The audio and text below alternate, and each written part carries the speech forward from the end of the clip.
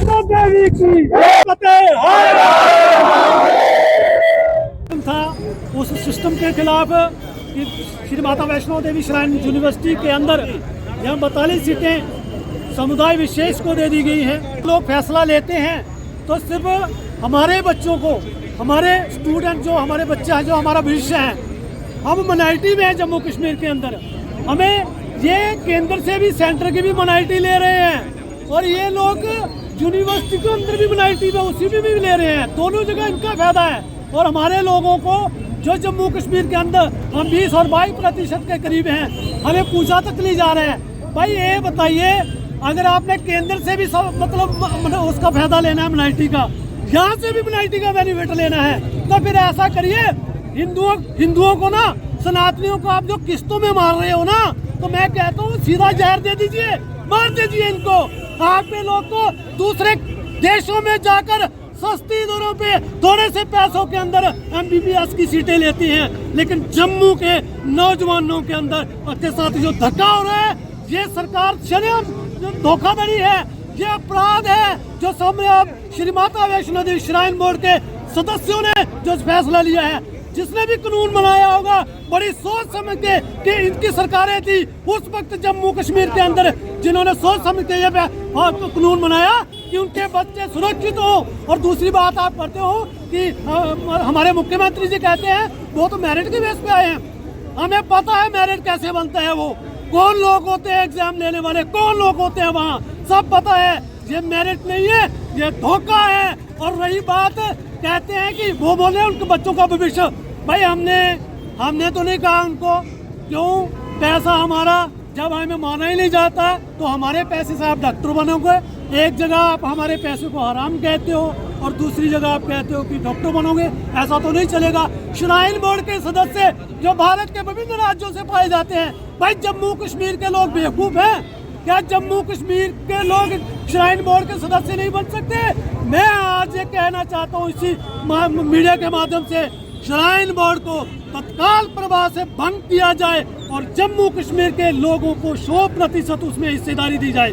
हमारे हितों का फैसला, हमारी वेलफेयर का फैसला, हमारी जो आने वाली मतलब अच्छी सुविधाएं हो उनका फैसला हम लेंगे।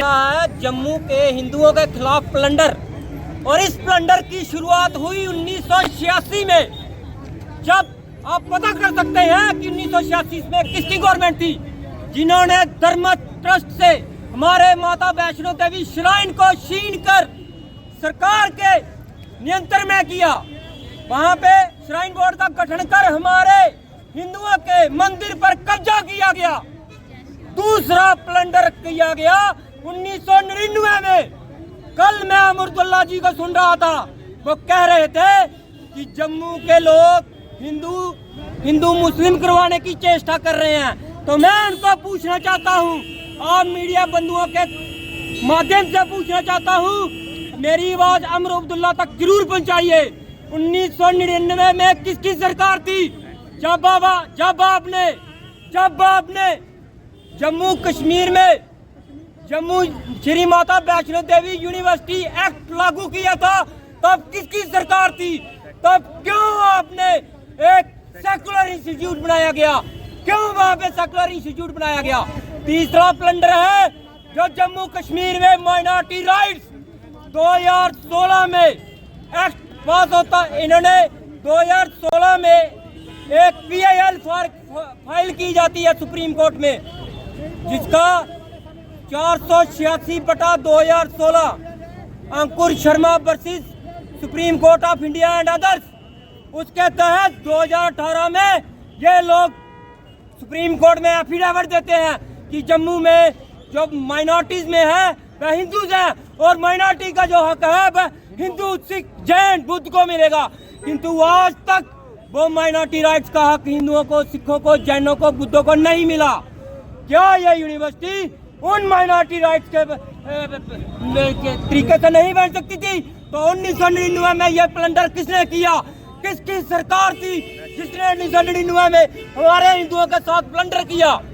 और तो और चौथा प्लंडर, ये सिलेक्शन करते हैं तो उसमें तब ये कहते हैं कि ये जो रिजर्वेशन जहाँ जो माइनॉरिटी का राइट्स देंगे तो सेंटर का पूल देखेंगे, लेकिन जब ये सिलेक्शन करते हैं तो ये स्टेट पूल से बच्चे उठाते हैं। क्यों उन्होंने सेंटर पूल से बच्चे नहीं उठाए? क्या इनको शर्म आती थी सेंटर पूल से बच्चे उठाने की? क्यों उन्होंने सेंटर पूल से बच्चे नहीं उठाए?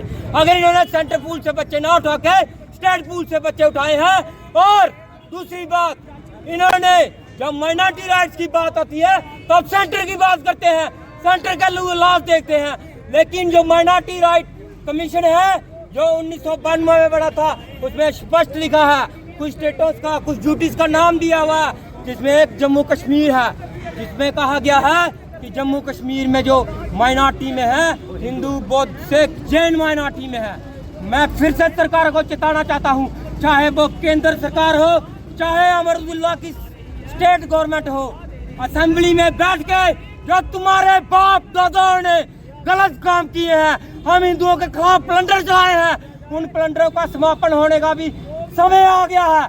सुधर जाइए, नहीं तो आपको जड़ों से उखाड़ कर कहाँ फेंका जाएगा पता नहीं चलेगा।